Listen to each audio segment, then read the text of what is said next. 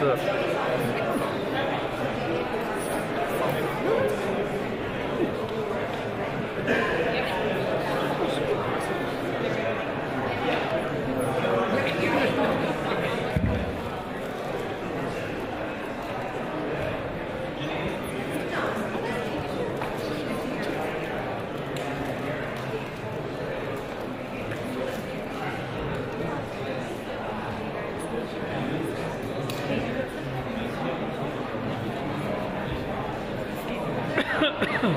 Just like that. Oh yeah. Or I might just if I stand up I'm gonna blow it. Don't worry. Like We'll all work together, yeah. Un poquito para allá, thanks.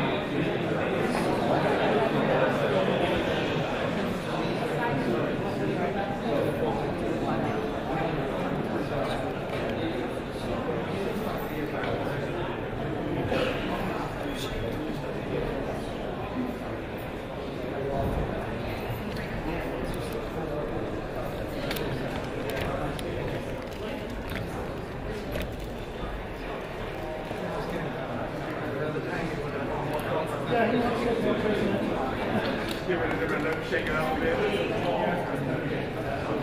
That's all cool too, but I get that. No, I totally get it. There's one reason. Hey Katie, I think I should be able to get it. Okay, cool. Thank you.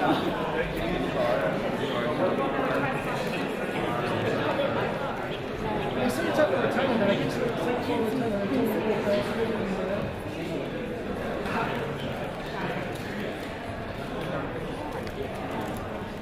Hey Mike. Yep. We're gonna be out. Can you raise your camera a little higher? Because I'm also gonna do the shot here. Everybody here is gonna stand up. So Yeah. No, nobody else is going to stand up. It's gonna be an issue. Oh, you know what? I don't know what bag that is. Just move that slightly over so I can get up a little bit higher. Trying to get up as high as I can. Yep. I can't get up too high, otherwise I won't be able to see the viewfinder. Alright, I'm a little bit better. Okay, thanks. Just try to duck under my camera when we take a picture. Yeah. Thanks. Thanks, maybe.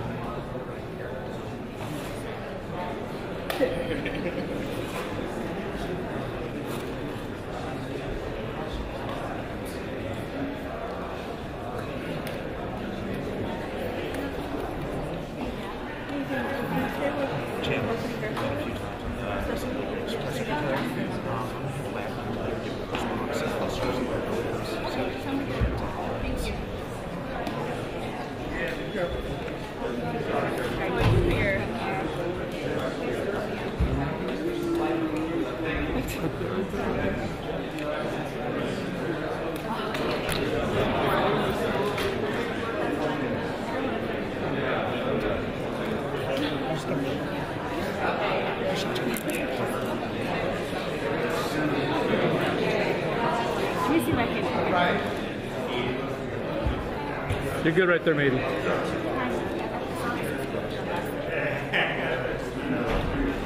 Yeah.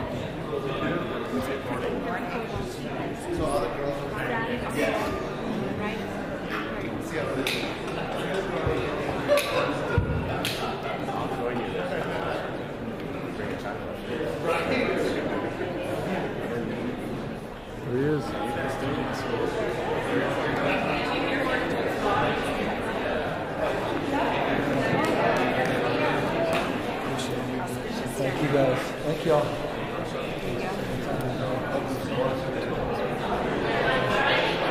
Oh my God.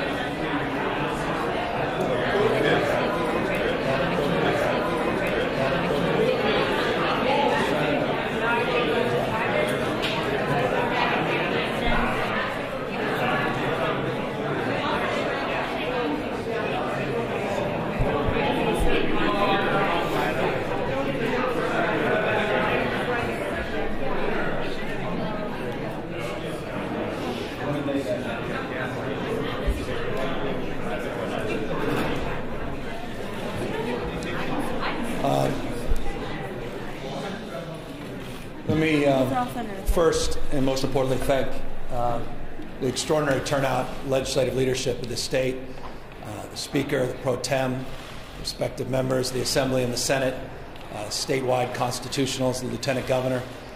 It is humbling to see everybody here assembled today.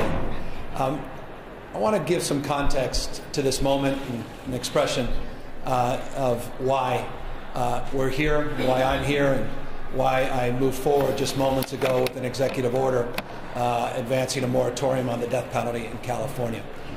This has been a 40-year journey for me.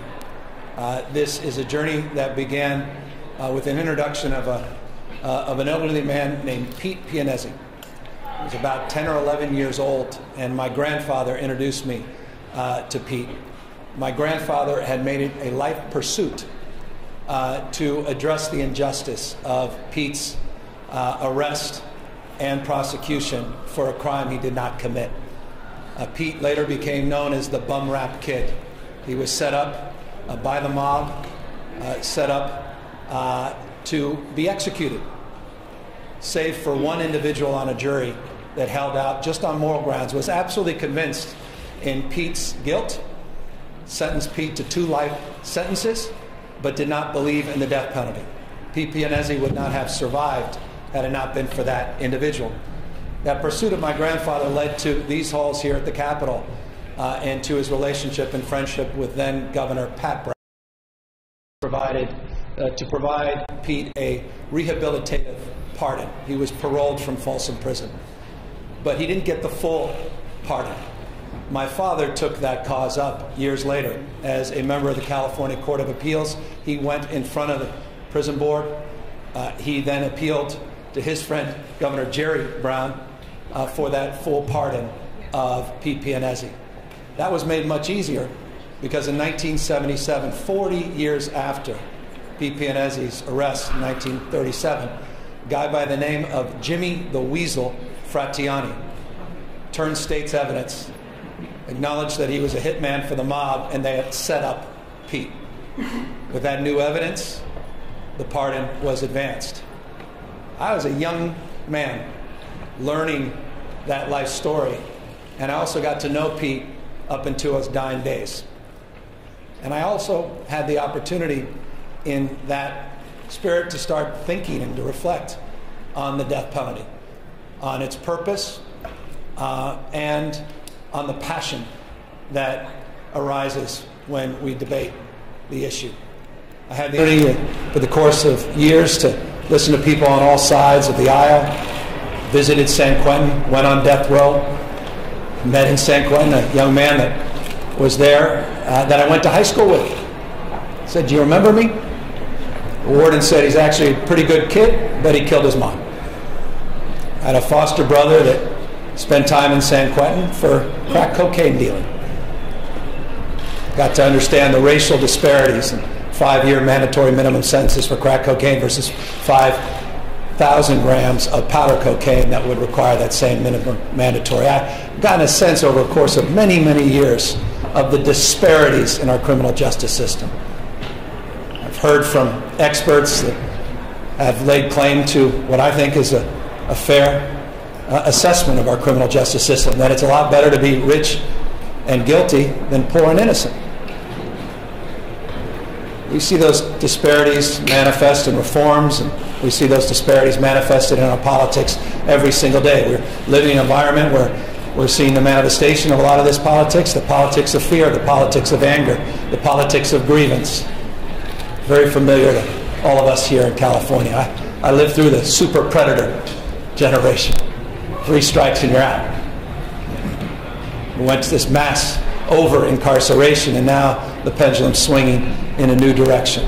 But all the while, we had this sore thumb that stood out in California, and that is we were laying claim to having the largest death row in the Western Hemisphere. The largest death row in the United States of America, 2 times the size of the next largest state, Florida.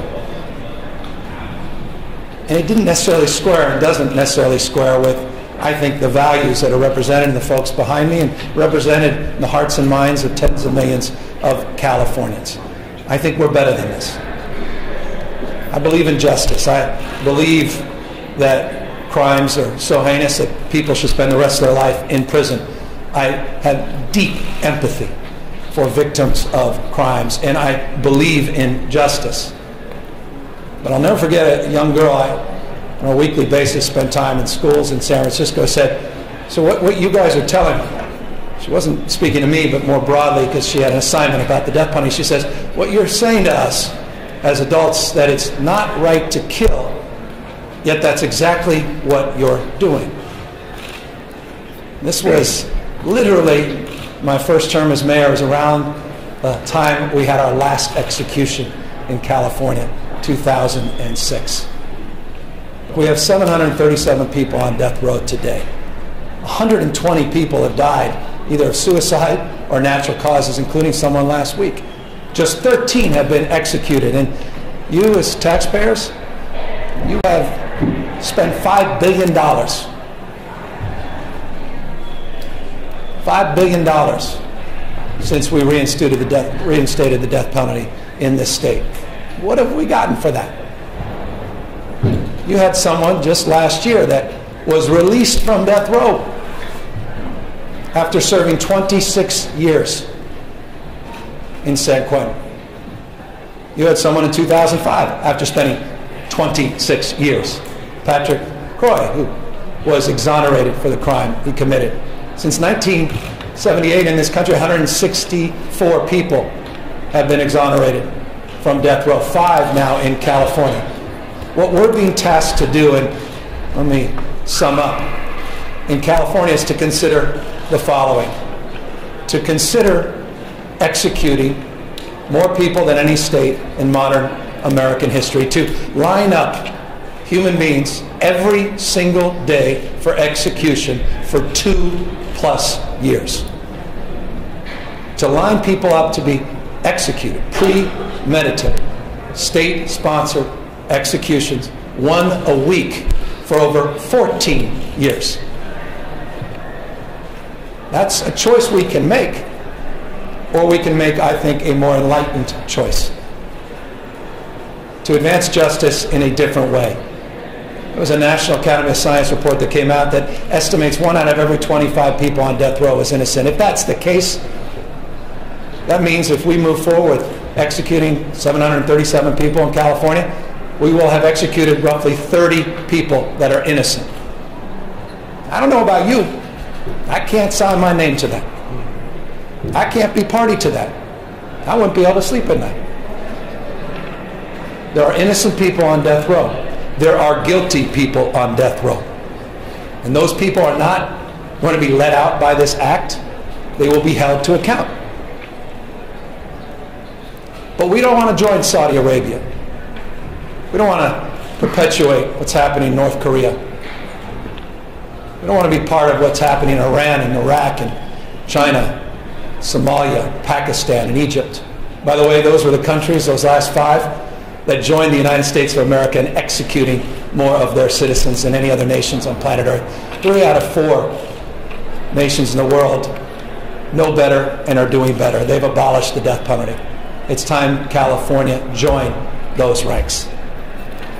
So I did this with a heavy heart, with deep appreciation for the emotions that drives this issue, and I did it with the victims in mind.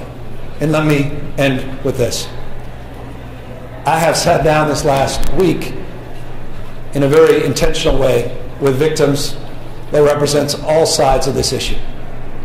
I met someone yesterday who said this is about eradicating evil, and you have a responsibility to eradicate evil by executing those on death row.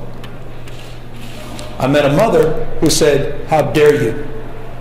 You have no right to do this to my family. You won't be doing this for my family. You'll be doing this to my family. You have no right to take another life in the name of my daughter who was murdered. These are tough things to square. These are hard things to, to process. And for the grace of God, go any of us. And to the victims, all I can say is, we owe you, and we need to do more and do better. More broadly for victims in this state. That was one thing that came home to me in a very deep and impactful way. But we cannot advance the death penalty in effort to try to soften the blow of what happened. Final point. I was talking to Brian Stevenson. Everybody should spend time talking to Brian Stevenson. And he made a point he's made many, many occasions, and it just struck home with me. Struck a chord. He said, it's not the question, the death penalty, of whether or not people deserve to die for their heinous acts. The question really is, do we have the right to kill? Do we have the right to kill? And that's a deep and existential question. I don't believe we do. I know those things, people think eye for eye, but if you rape, we don't rape. And I think if someone kills, we don't kill. We're better than that. So this moratorium advances that principle. We will reprieve those on death row. We're not commuting the sentences. People still remain in custody. We are no longer going to support the injection protocol. And we are, as I speak, shutting down, removing the equipment in the death chamber at San Quentin. Symbolically and substantively, to send a message that we're better than this. So with that, I want to just thank you all for taking the time to come out here, but I want to pay particular thanks to someone you may see behind me that's very recognizable, and that's former Senator John Burton. John was a big part of PPN as he's journey, a big part of my grandfather's life and my father's life, and a big part of the reason I'm standing here today. He's been a moral leader in positions of formal authority for a generation. And John, in 1965, before my birth, introduced a bill here in the Assembly to abolish the death penalty. And it means the world to me that John Burton joined us here today as well. Thanks for being here, John. I'm grateful to you. With that, happy to answer any questions. How do you explain to the California voters who rejected the ballot measure to abolish the death penalty twice in the past 6 years? 2012 and 16. And 2 years ago, actually voted in favor of accelerating it. How do you explain it to them? How do you define the will of California? The people of the state of California have entrusted me by their will and by constitutional right to do exactly what I'm doing. And I am. You did not campaign on this. And I'm. I don't know how clear I've been over the course of, as I suggest, 4 decades, crystal clear about my opposition to the death penalty. I don't think this comes as a huge surprise to anybody. And let me extend. The Constitution of the state of California affords me, the laws of the state afford me the right to do this. The law does not change as it relates to the death penalty. That can only change with the will of the voters or adjudication in the United States Supreme Court. And I'm hopeful that that will one day occur. But you said last year, Governor, you said that you may be upset about your decision today. I've spent time with them. I've listened to them. And all I can say is I have enormous respect and admiration for people that disagree. I'm not going to judge folks that have strong-held views on this.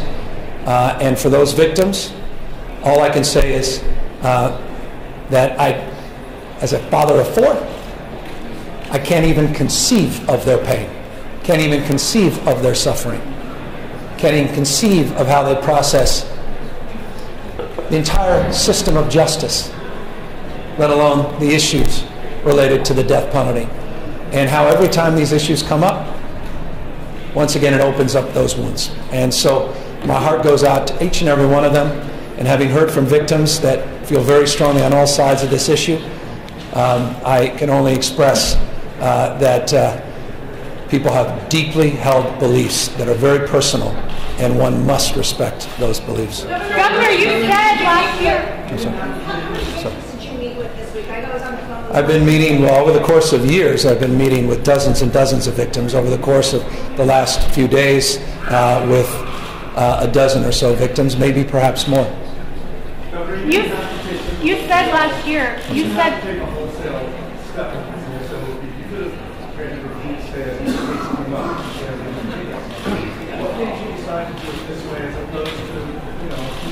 So two things that have happened, and I didn't anticipate happening this early.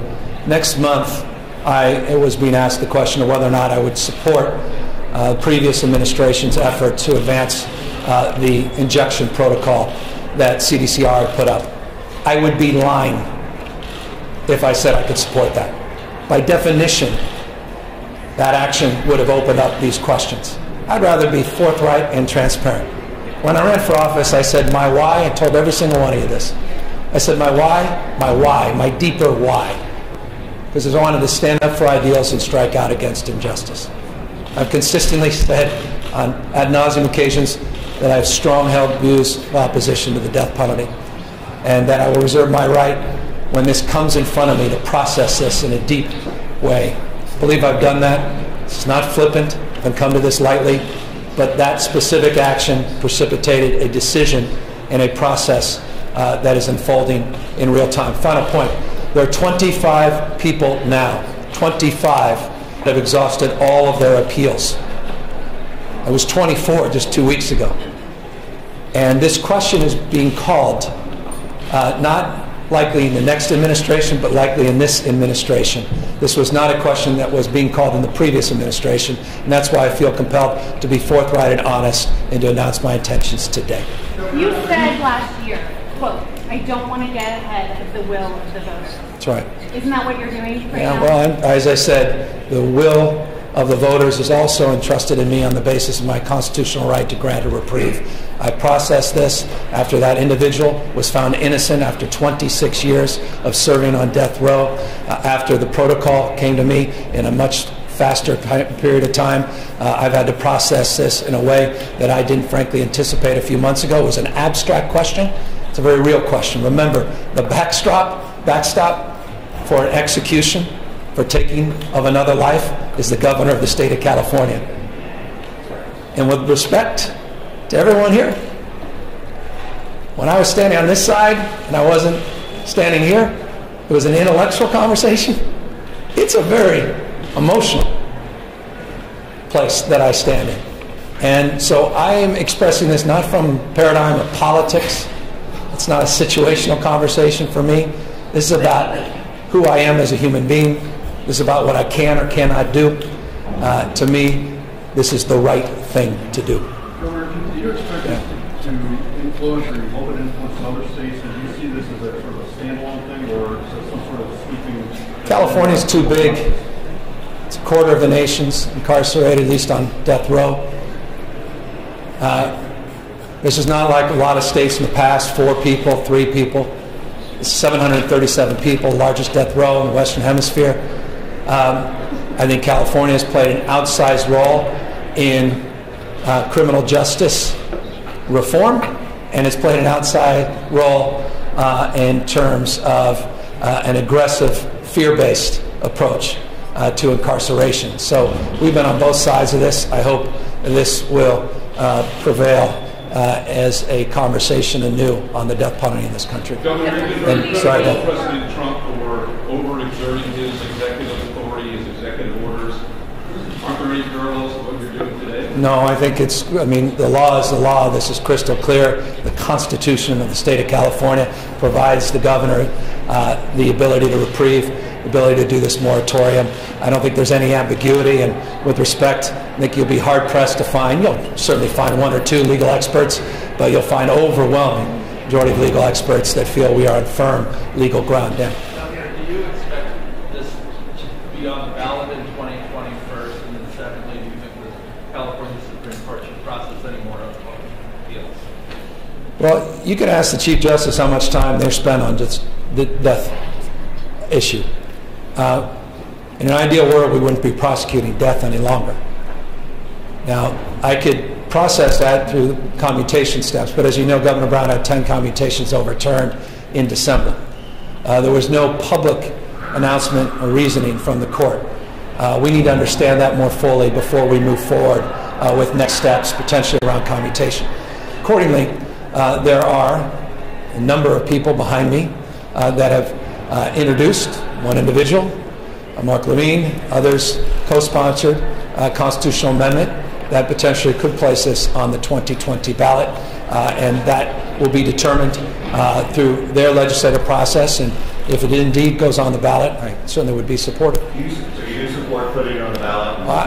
Look, I did not introduce legislation support on the ballot. I'm taking this action, but I know that there's legislative interest in that, and ultimately, the way to end the death penalty in California is to go to the ballot. If voters reject that, Joe, if voters reject Inmates on death row will remain. No one's being released. Well, as you know, there was a legislative process last year that has allowed certain individuals that were previously on death row to be part of the general population. That process has already been taken shape. Excuse me, right behind you, I'm sorry. So, Governor Newsom, you discussed also the cost of the death penalty in death row. If we're not actually executing people, how does the moratorium address that? Much of the cost associated with death row is just maintaining people in those cell blocks, That's the right. extra It's court costs, etc. That's why we need to end the death penalty in California. But we're going to get to the short-term cost judgment, issue. That's why we need to end the death penalty in California. That's why the people of the state of California, I hope, will end the death penalty to end the cost burdens. Though this to me is not just about cost. $5 billion is not insignificant. By the way, $5 billion could have bought you a lot of justice for murder victims that didn't have their murders investigated. $5 billion could have bought a lot of justice to people that had inadequate representation at the time of adjudication. $5 billion could have bought a lot of justice in training on implicit and overt bias. $5 billion could have bought a lot of training to right the wrongs of a criminal justice system that is skewed against black and brown people.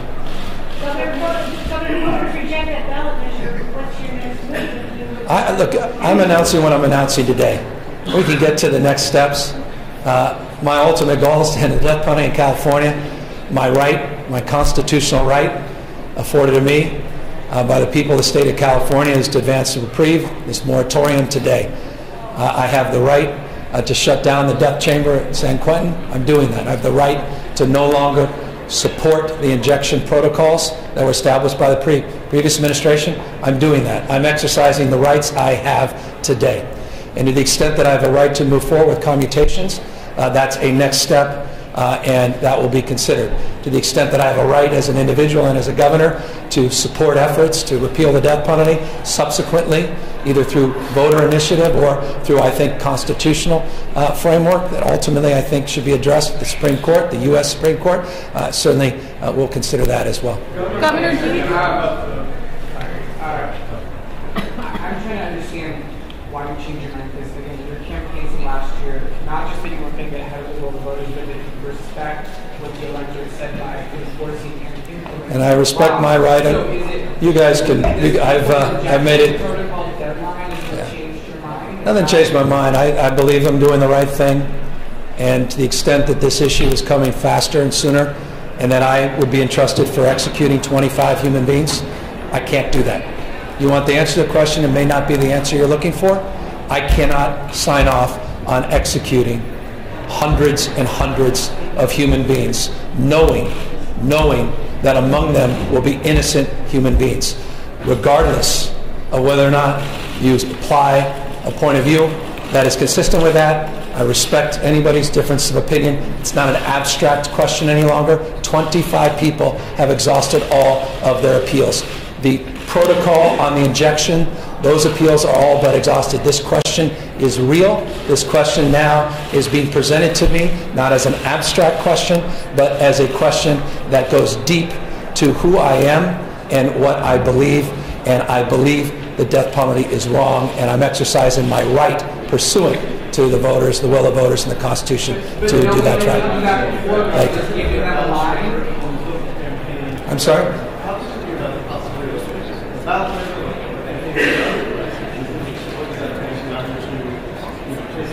People have the right. Look, we can move into the floor with all kinds of hypotheticals. We'll have to address them when they come in front of us. Anybody else? Are you going to use the budget to reduce in any way? I'm sorry? Are you going to use the budget to reduce in any way the amount of money the state spends on capital plan? For example, the State Department. Yeah, right now it's a little in excess of $150 million a year. All of that will be considered. Look, I feel very uncomfortable as an administration pursuing death.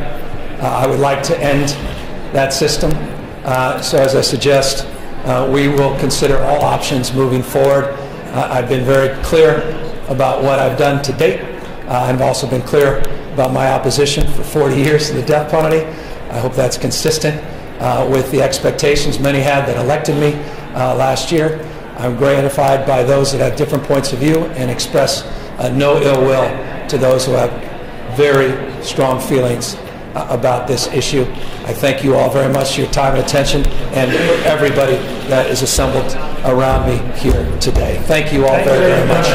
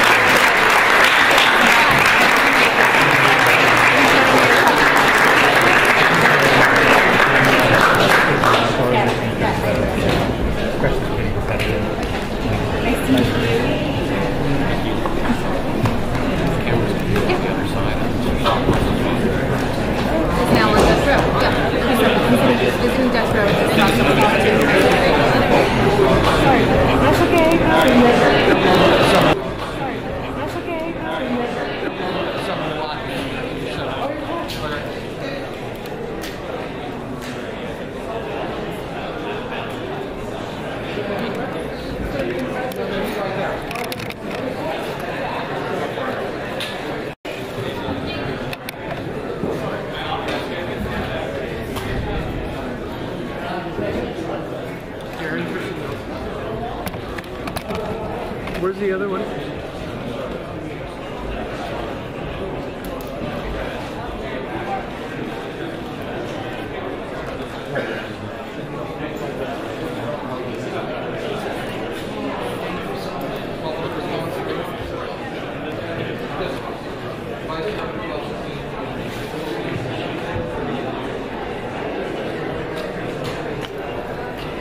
Where's the response? Republican response in the corner.